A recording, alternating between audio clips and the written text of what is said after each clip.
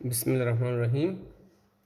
अस्सलाम वालेकुम dear students, आप सबको आज के वीडियो लेक्चर में खुशामदीद। उम्मीद करता हूँ आप सारे ठीक ठाक होंगे।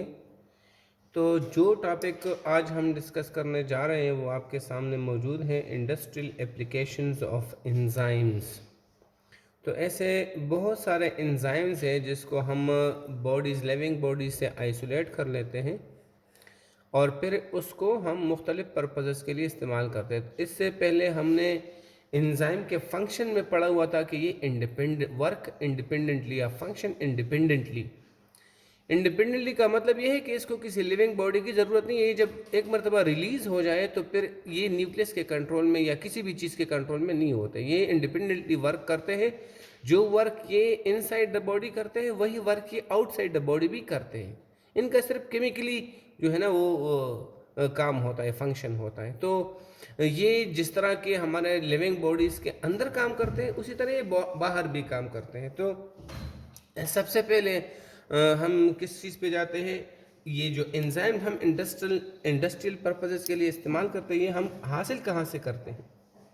ये देखें, ये एंजाइम्स जो हम इंडस्ट्रियल मकासद के लिए इस्तेमाल करते हैं तो इनको हम हासिल कहाँ से करते हैं। तो याद रखें, मोस्टली ये जो हासिल किए जाते हैं ये कहाँ से हासिल किए जाते हैं। मैं देखें आपको थोड़ा क्लियर करवा देता हूँ।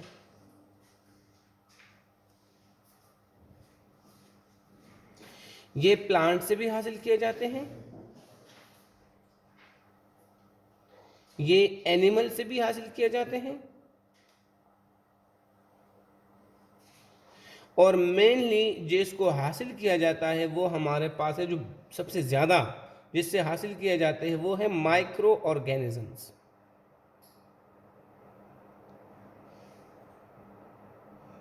माइक्रो ऑर्गेनिजम्स में हमारे पास फिर दो आते हैं ना, इनको कुछ ऐसे हैं जो बैक्टीरिया से हासिल किए जाते हैं। किस चीज़ से जी? बैक्टीरिया से। गुड। और दूसरे हमारे पास वो है जो हम फंजाई से हासिल करते हैं। ये तो ये दोनों हमारे पास हैं। क्लियर है। और ये एंजाइम्स जो हम इंडस्ट्रियली इस्तेमाल करते हैं तो वो कौन कौन से इंडस्ट्रीज़ हैं जिनमें हम ये इस्तेमाल करते हैं, तो इसके बारे में थोड़ा बात कर लें। तो इधर देख सकते हैं आप, जिन इंडस्ट्री में हम इनको इस्तेमाल करते हैं तो इनमें सबसे पहले हमारे पास है केमिकल इंडस्ट्रीज़। क्या है जी? सबसे पहले हमारे पास है केमिकल इंडस्ट्री।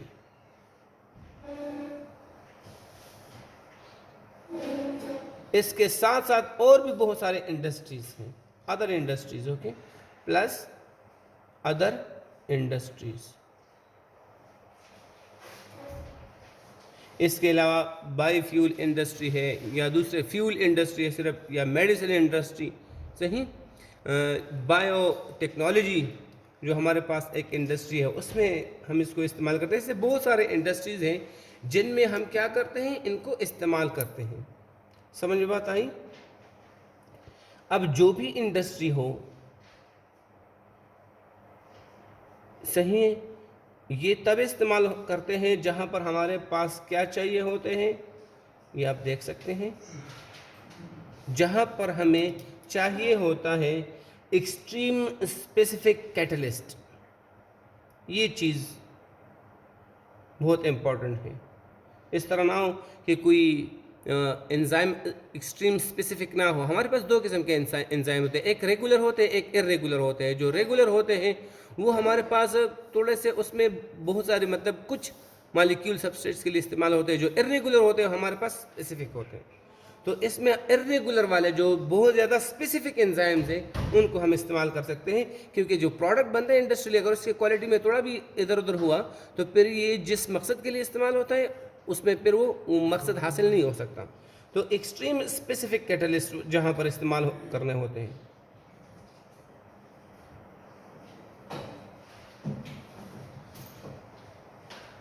वहाँ पर हम ये इस्तेमाल करते हैं। ओके, यहाँ मैं लिख लेता हूँ, जहाँ ये क्या करते हैं, रिक्वायर्ड,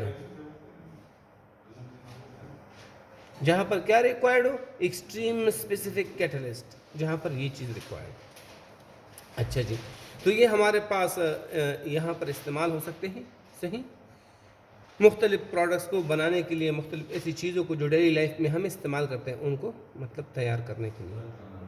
तो अब हमारे पास क्या है जी, कौन कौन सी ऐसी इंडस्ट्रीज़ हैं और कौन कौन से ऐसे पर्पसेस हैं जिनमें हम इनको, ये देखें, केमिकल इंडस्ट्री या अदर इंडस्ट्री, किन किन मकासद के लिए हम इसको इस्तेमाल करते हैं। तो मैं आपको थोड़ा सा वो क्लियर करवा देता हूँ।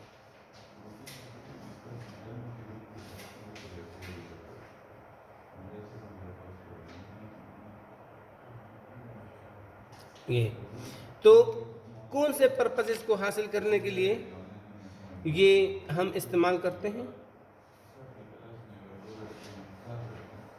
ये देखिए। इसमें सबसे पहले हमारे पास जो चीज़ शामिल है वो हमारे पास है क्या है, बायोलॉजिकल डिटर्जेंट्स।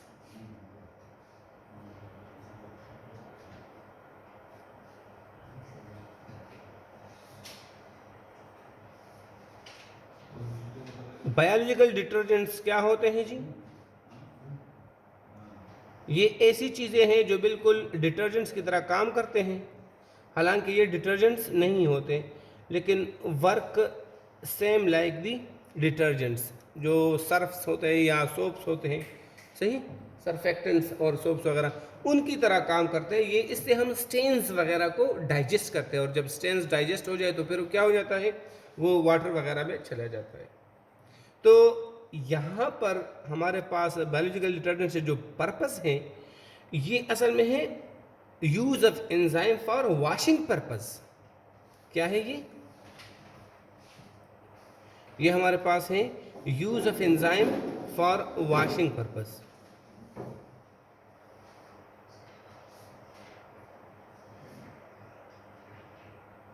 फॉर वॉशिंग, ये हमारे पास इस मकसद के लिए इस्तेमाल होता है। और यहाँ पर जितने भी ये एंजाइम्स हैं, इनमें से अक्सर कहाँ से हासिल होते हैं ये एंजाइम्स। मैं आपको बताता चलूँ कि जो ये एंजाइम इन मकसद के लिए इस्तेमाल होते हैं, इस मकसद के लिए, वो एंजाइम फिर हम कहाँ से हासिल करते हैं, वो हम ज़्यादातर बैक्टीरिया से हासिल करते हैं।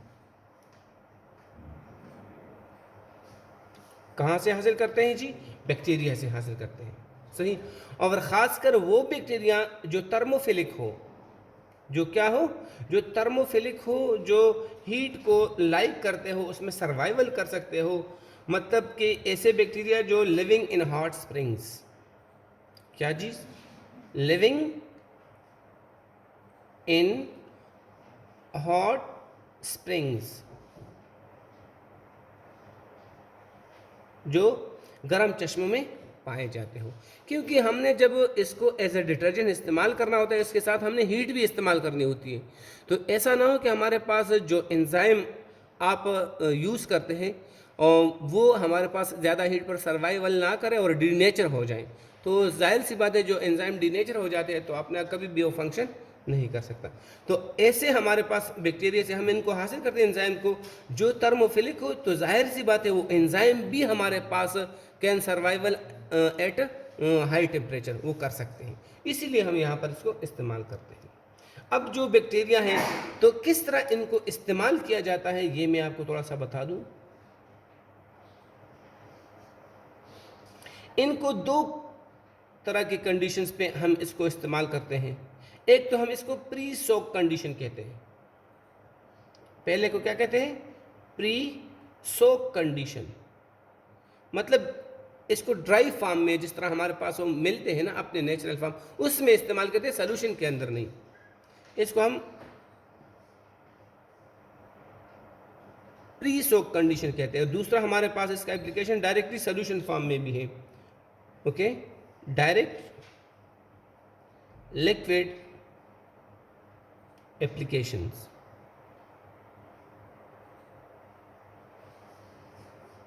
तो इस तरह भी हम इसको इस्तेमाल करते हैं। समझ में बताइए। अब जिस हालत में भी इसको इस्तेमाल करें, चाहे प्री सोक हो या लिक्विड एप्लीकेशन हो, जो भी हो, तो इनका मकसद क्या होता है। इनका मकसद हमारे पास, ये मैं आपको यहाँ पर बता देता हूँ कि इनका मकसद क्या होता है। किस मकसद के लिए हम ये दो कंडीशंस पे इसको इस्तेमाल करते हैं। सबसे पहले हमारे पास क्या होता है जी, टू, ये क्या, प्रोटीन जब हमारे पास स्ट्रैंड्स होते हैं, प्रोटीन के स्ट्रैंड्स,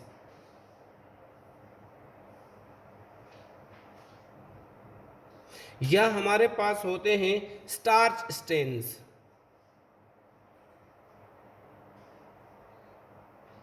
सही, इनको क्या करते हैं, इनको डाइजेस्ट करने के लिए, इन दोनों को क्या करने के लिए, इन दोनों को डाइजेस्ट करने के लिए हम इसको इस्तेमाल करते हैं। और इनके अलावा बिसाइड्स दीज टू स्टेन्स, इनके अलावा हमारे पास क्या है जी, बिसाइड्स दीज टू, हमारे पास अगर वहां पर क्या चीज है, हमारे पास अगर वहां पर फैट स्टेन्स हैं, अगर वहां पर क्या चीज है, ऑयल स्टेन्स हैं, या वहां पर कोई ग्रीस स्टेन्स हैं, ग्रीस भी हमारे पास बेसिकली फैट्स वगैरह में आ जाते हैं। तो इन तीनों को भी, इन दो के अलावा इनको भी हम क्या करते हैं, इनसे डाइजेस्ट करवाते हैं, क्या करते हैं, डाइजेस्ट करवा देते हैं।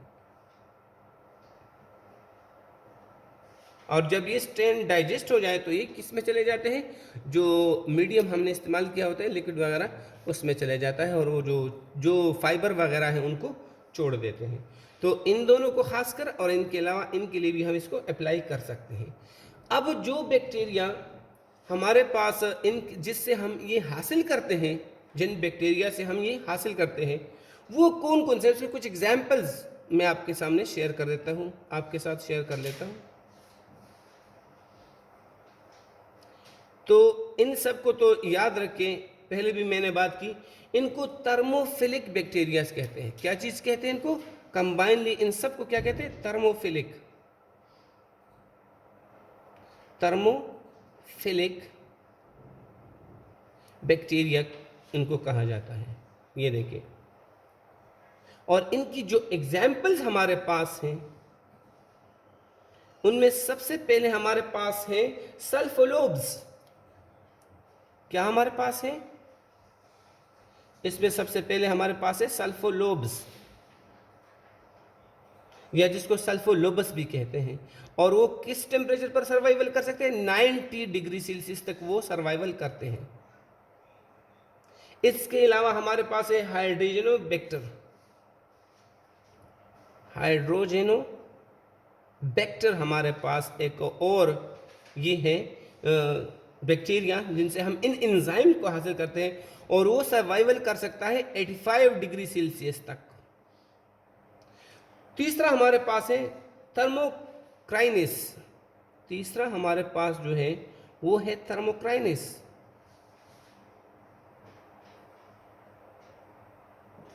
और ये हमारे पास सर्वाइवल कर सकता है 80 डिग्री सेल्सियस तक। ये तो ये तीन हमारे पास ऐसे बैक्टीरिया है जिनसे हम बहुत सारे एंजाइम्स हासिल करके फिर जब स्टेन्स वगैरह पे डालते हैं तो डाइजेस्ट हो जाते हैं, ख़त्म हो जाते हैं, और हमारे पास चीज़ क्लीन हो जाती है। तो विदाउट सोप या सर्फेक्टेंट हम सिर्फ एंजाइम से ये फंक्शन यहाँ पर ले सकते हैं। तो ये फंक्शन हुआ। इसके बाद हम किस चीज़ पे जाते हैं, दूसरा हमारे पास जो पर्पस हम जिसके लिए हम इस्तेमाल करते हैं इन इंडस्ट्रीज़ के अंदर इन एंजाइम्स को, तो दूसरा हमारे पास क्या है जी, वो हमारे पास है, देखें, फ्रूट जूस प्रोडक्शन। क्या है जी, फ्रूट जूस प्रोडक्शन।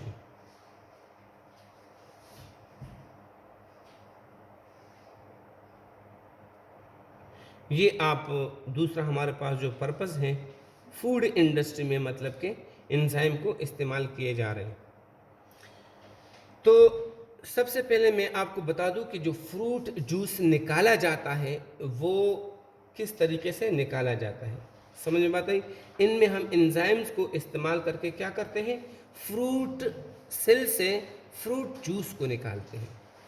तो ये मैं आपको थोड़ा सा बताऊं यहाँ पर, सही, इस इंडस्ट्री में क्या किया जाता है, ये देखिए फ्रूट जूस निकाला जाता है, फ्रूट जूस। और फ्रूट जूस किससे निकाला जाता है? वो फ्रूट सेल से। फ्रूट जूस बना होता है वो खुद किस चीज़ से बना होता है? सेल से बना होता है। और फ्रूट सेल जो होता है, ईच सेल, वो भी प्लांट सेल होता है, तो उसमें भी सेल वाल होगा।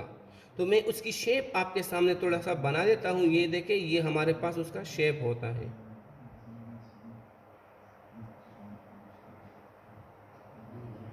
ये हमारे पास प्लांट सेल, जिसके सबसे पहले क्या होता है जी?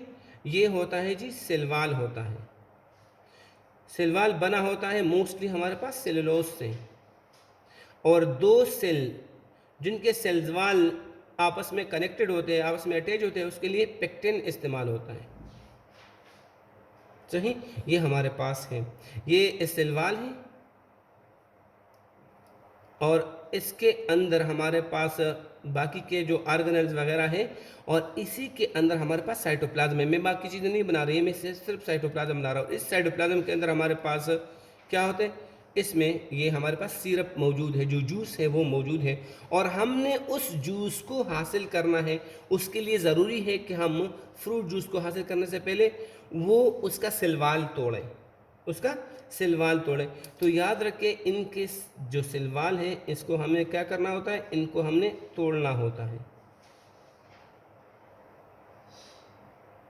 ये हमने बर्स्ट करना होता है। सही, जब बर्स्ट होगा तो अंदर से जो सिरप है वो बाहर आएगा। क्या करेगा जी? वो बाहर आएगा। तो उसको क्या कहते हैं जी? Bulk of juice. तो आपने बल्क ऑफ जूस को हासिल करना है। Bulk, sorry, bulk of juice. अगर आपने इसको हासिल करना है तो इसके लिए लाजमन आपने क्या करना होगा? आपने ये सिलवाल तोड़ना होगा। और आपको पता है कि सिलवाल किस चीज़ से बना होते हैं? देखिए, सिलवाल, सिलवाल हमारे पास याद रखें, इसके तीन तीन पार्ट्स होते हैं ना। एक प्राइमरी सिलवाल, एक सेकेंडरी, और एक हमारे पास क्या होता है? लेमिला होता है उसमें। तो जो प्राइमरी सिलवाल है वो तो सेलुलोज का बना होता है। किस चीज़ का बना होता है? वो सेलुलोज फाइबर्स का बना होता है। सेलुलोज फाइबर्स, देखिए मैं आपके सामने ये बना रहा हूँ, सेलुलोज फाइबर। और सेलुलोज फाइबर किस पैटर्न से मिले होते हैं? Criss cross. किस तरह मिले होते हैं? क्रिस क्रॉस ये मिले होते हैं। देखिए, ये हमारे पास सेलुलोज फाइबर्स हैं, जो प्राइमरी सेल वाले ना उसके अंदर मोस्टली वही होता है। इनके अंदर देखिए, ये क्रिस क्रॉस तरीके से पैटर्न से आपस में मिले होते हैं। और इनको किसने जोड़ के रखा है? इसको पेक्टिन ने और हेमीसेलुलोज ने आपस में जोड़ के रखा होता है। इसके अंदर क्या होता है? एक और ये भी कार्बोहाइड्रेट है, ये भी कार्बोहाइड्रेट, पेक्टिन वगैरह।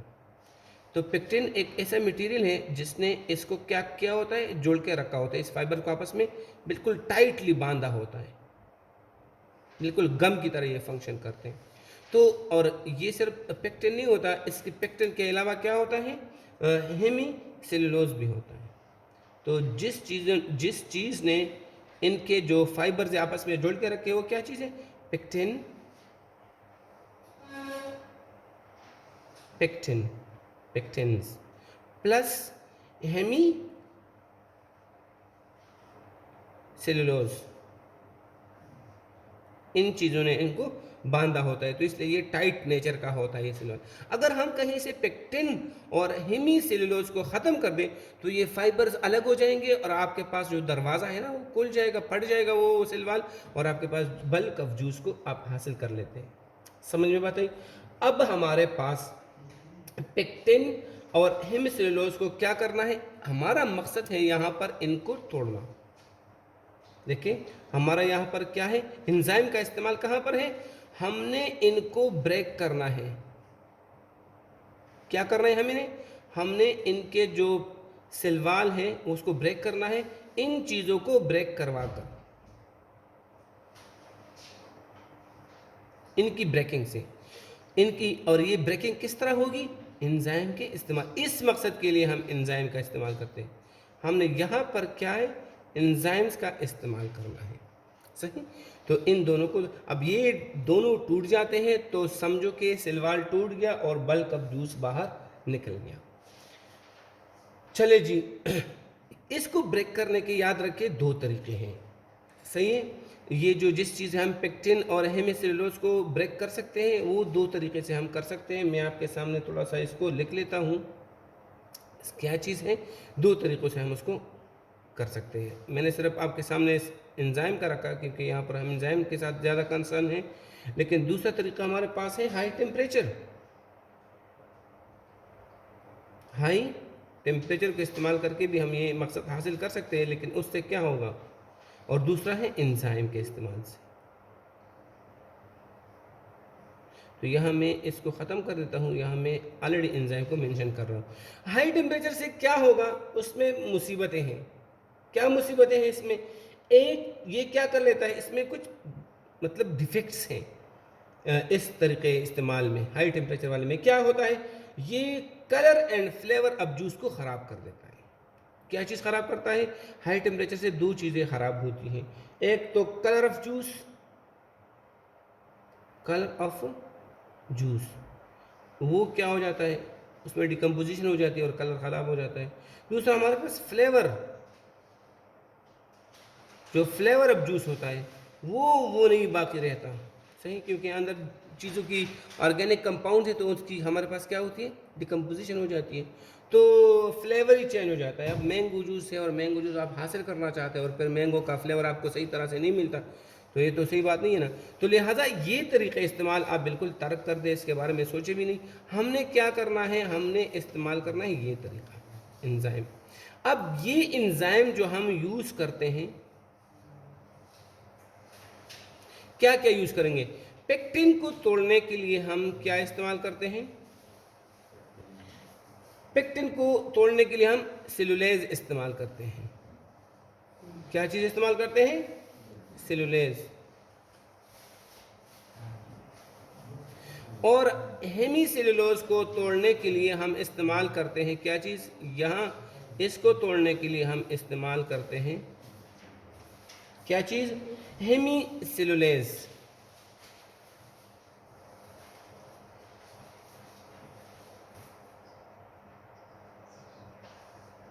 ये हम इस्तेमाल कर, तो इससे ये चीज़ें ख़त्म हो जाएगी, ब्रेक हो जाएगी, जो वो बाइंडिंग करता है सिलवाल के फाइबर्स का वो नहीं होता, और इस तरह हमारे पास सिलवाल बर्स्ट हो जाता है और बल्क ऑफ जूस हमें हासिल। ये देखिए हमारा मकसद क्या है, बल्क ऑफ जूस। तो ये देखिए मैं इसको आपके सामने मेंशन कर रहा हूँ कि जिस मकसद के लिए हम ये सब कुछ कर रहे हैं,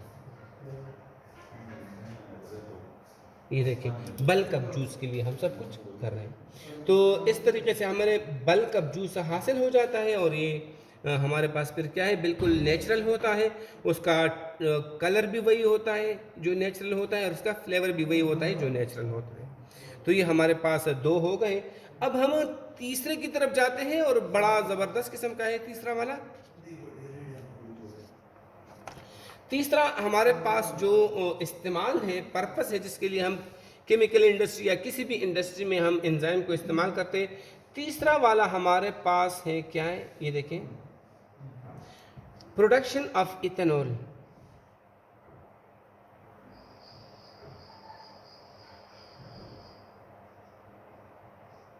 प्रोडक्शन ऑफ इथेनॉल।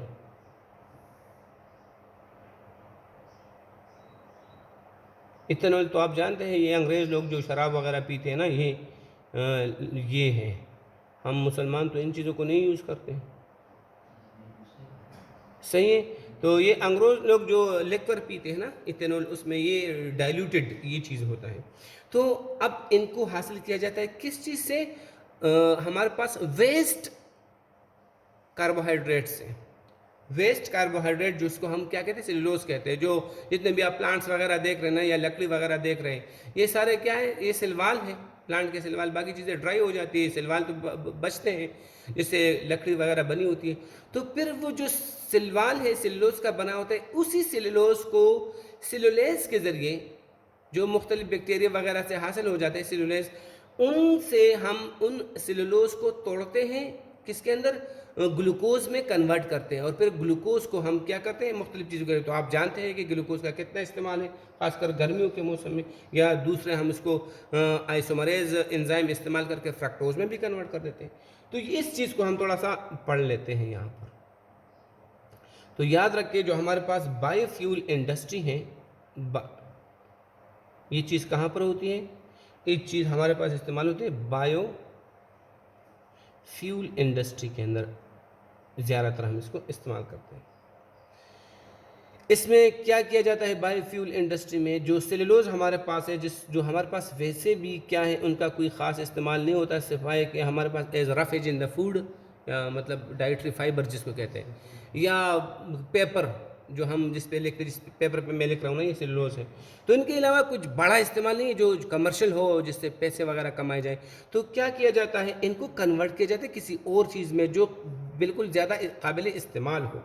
तो याद रखें यहाँ जो सेलुलोज हैं, सेलुलोज के ऊपर ये डाला जाता है, मैं आपके सामने क्लियर करवा देता हूँ, सेलुलेज, इन पर डाला जाता है, सेलुलेज इस पर डाला जाता है, एंजाइम है, हासिल किया जाता है। और इससे क्या होता है, जो सेलुलोज हैं इनकी ब्रेकडाउन हो जाती है। क्या इनकी क्या होती है जी, ब्रेकडाउन हो जाती है,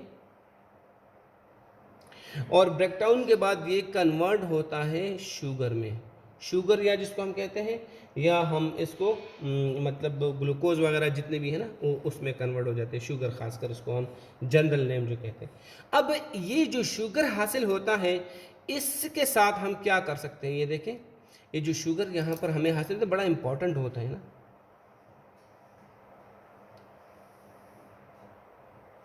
ये शुगर जो यहाँ से हासिल होता है, इसकी हम फर्मेंटेशन करके इससे इथेनॉल हासिल कर सकते हैं। देखें, ये जो हमारे पास ये आ चुका है ना, शुगर वगैरह हासिल हो चुके हैं, इसकी हम करते हैं जी फर्मेंटेशन। क्या करते हैं,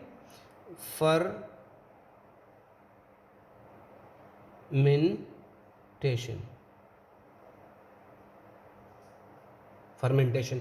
तो फर्मेंटेशन के बाद हमारे पास क्या हासिल हो जाता है, इथेनॉल हासिल हो जाता है। क्या हासिल हो जाता है, इथेनॉल।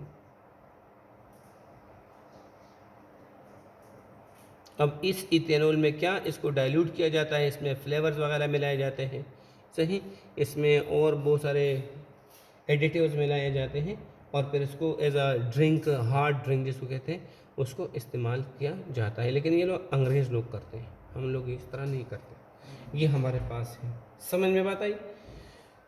आगे की तरफ चलते हैं। हमारे पास 4th नंबर पे जिस पर्पस के लिए हम एंजाइम का इस्तेमाल करते हैं, इनमें हमारे पास है क्या चीज़, इनमें हमारे पास है high fructose syrup. High fructose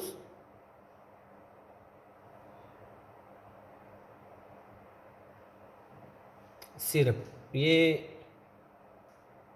जो ड्रिंक बेवरेजेस इंडस्ट्री है, उसमें ये एक वेल नोन सिरप है जो इस्तेमाल किया जाता है। तो इसमें क्या होता है, ये जो ये जो सोल्यूशन है, ये very very industrially very important चीज़ें हैं, इंडस्ट्रियली ये वेरी इंपॉर्टेंट सोल्यूशन, खासकर उन जगहों पर जहाँ पर जो डायबिटीज़ के पेशेंट्स के लिए मतलब ड्रिंक्स वगैरह तैयार होते हैं, उसमें भी इस्तेमाल होता है, आम लोगों के लिए भी होता है।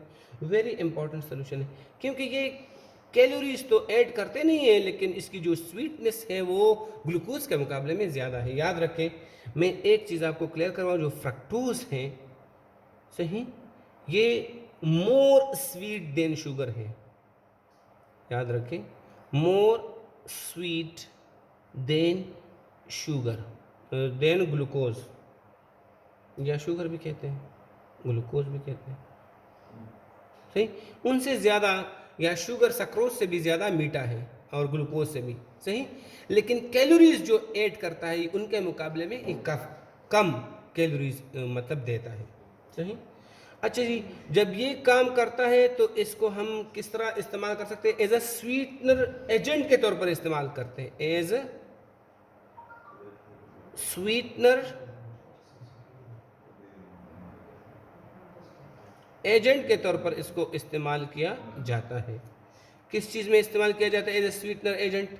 ये हमारे पास जो फूड इंडस्ट्री है उसमें भी, फूड इंडस्ट्री में भी, और किस चीज़ में? ड्रिंक्स में इसको इस्तेमाल किया जाता है। ड्रिंक्स के अंदर जो ड्रिंक्स नहीं होते, सही, पेप्सी कोला वगैरह जितने भी, इवन हमारे पास हार्ड जो ड्रिंक्स हैं उनमें भी, तो इनमें हम इसको इस्तेमाल करते हैं।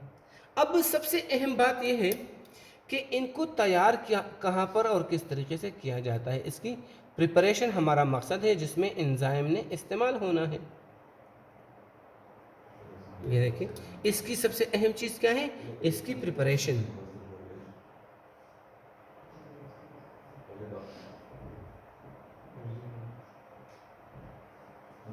इसकी प्रिपरेशन हमारे पास बहुत इम्पोर्टेंट है। तो किस तरह इसको प्रिपेयर करते हैं? सबसे पहले क्या करते हैं, ये कॉर्न ग्रेन ले लेते हैं। कॉर्न ग्रेन जो मकई नहीं होता, वो जो ज़्यादातर एज ए फूड इस्तेमाल नहीं होता है, मतलब एज ए रोटी, तो उसका बहुत दूसरे मुल्कों में इसके बड़े इस्तेमालात हैं, लेकिन हमारे मुल्क में इससे जो है ना रोटी बनाई जाती है। तो क्या है जी, यही जो ज्वार होता है या मकई होता है, जिसको हम क्या कहते हैं? कॉर्न ग्रेन्स, इनको ले लिया जाता है। सबसे पहले सबसे अच्छे ये इनसे हासिल होता है। इसकी मिलिंग करते हैं, मिलिंग मीन ग्राइंड करते हैं, मिलिंग की जाती है इसकी, और मिलिंग के बाद इसको ये कन्वर्ट हो जाता है किस चीज़ में? स्टार्च या स्टार्च स्लरी में, स्टार्च स्लरी में ये कन्वर्ट हो जाता है। स्लरी, किसी भी स्लरी का मतलब क्या है मैं आपको बताऊं, इसको कहते हैं गाढ़ा महलूल या गाढ़ा सॉल्यूशन, गाढ़ा महलूल को कहते हैं, मतलब बहुत ज़्यादा जो पेस्टी टाइप हो। फिर इसको कन्वर्ट किया जाता है स्टार्च स्लरी से, ये इस पर एमाइलेज डाला जाता है। इस चीज़ के ऊपर क्या डाला जाता है? इस चीज़ के ऊपर एमाइलेज डाला जाता है। क्या डाला जाता है? एमाइलेज। और एमाइलेज का क्या काम है आपको पता है? ये स्टार्च को ग्लूकोज में कन्वर्ट कर देता है। तो ये क्या बन जाते हैं जी? हमारे पास ग्लूकोज सिरप बन जाता है, ग्लूकोज सिरप बन जाता है। अब ये जो ग्लूकोज सिरप होता है, ग्लूकोज सिरप, जो ग्लूकोज सिरप है, इस ग्लूकोज सिरप को पर ऊपर क्या डाला जाता है? ग्लूकोज आइसोमरेज एंजाइम, इनके ऊपर इस्तेमाल किया जाता है ग्लूकोज आइसोमरेज एंजाइम। ये एंजाइम इसके ऊपर क्या डाला जाता है और किस में कन्वर्ट हो जाता है? लास्ट हमारे पास जो मकसद होता है वो हासिल हो जाता है, मतलब कि हाई फ्रक्टोज कॉर्न सिरप बन जाता है। क्या बन जाता है? High fructose corn syrup. ये चीज़ हमारे पास जो मकसद था वो हासिल हो चुका है। अब आगे की तरफ चलते हैं। हमारे पास क्या है? इसका पांचवा इस्तेमाल है, बड़ा अच्छा इस्तेमाल है इसका, ये आप देख सकते हैं। पांचवा किस चीज़ में ये इस्तेमाल होता है? ये पेपर इंडस्ट्री में इस्तेमाल होता है। किस चीज़ में? पेपर इंडस्ट्री में। पेपर इंडस्ट्री में जी किस तरह इस्तेमाल होता है? पेपर इंडस्ट्री में हम क्या तैयार करते हैं? पेपर इंडस्ट्री में आपको पता ही है कि इसमें पेपर तैयार होता है। क्या तैयार होता है? जो पेपर मुख्तलिफ मकासद के लिए, सही, परमानेंट, और हमारे पास हाई रेजिस्टिंग और हाई रेजिस्टिंग ह्यूमिडिटी पेपर, बहुत सारे पेपर हमारे पास है। या जो सबसे लो क्वालिटी है जो न्यूज़ पेपर होता है वो है, या जो टॉयलेट पेपर होता है वो। तो ये हमारे पास, अब इसके अंदर हमारे पास पेपर बनाने के लिए, याद रखिए पेपर इंडस्ट्री में जब हम पेपर बनाते हैं तो किस चीज़ से बनाते हैं? उट से बनाते हैं। तो उस पर क्या चीज़ें, क्या क्या एंजाइम, इनमें जो एंजाइम इस्तेमाल होते हैं मैं उनकी थोड़ी डिटेल देता हूँ। सबसे पहले एमाइलेज एंजाइम इस्तेमाल होता है। क्या चीज़? एमाइलेज एंजाइम इसमें इस्तेमाल होता है। दूसरा हमारे पास ज़ैलेनेज एक एंजाइम है, वो इस्तेमाल होता है। तीसरा हमारे पास सेलुलोज इस्तेमाल होते हैं, वो तो जाहिर सी बात है। और चौथा हमारे पास लिग्नेज इस्तेमाल होता है। लिग्नेज ये हमारे पास इस्तेमाल होते हैं, मुख्तलिफ़ किस्म के एंजाइम तकरीबन ये हमारे पास इस्तेमाल होते हैं। अब प्रोसेस क्या है? प्रोसेस बड़ा इंपॉर्टेंट है। ये जो हम पेपर तैयार करते हैं तो आपके लिए थोड़ा सुनने में अजीब होगा, लेकिन ये ऊँट से तैयार किया जाता है। एक तो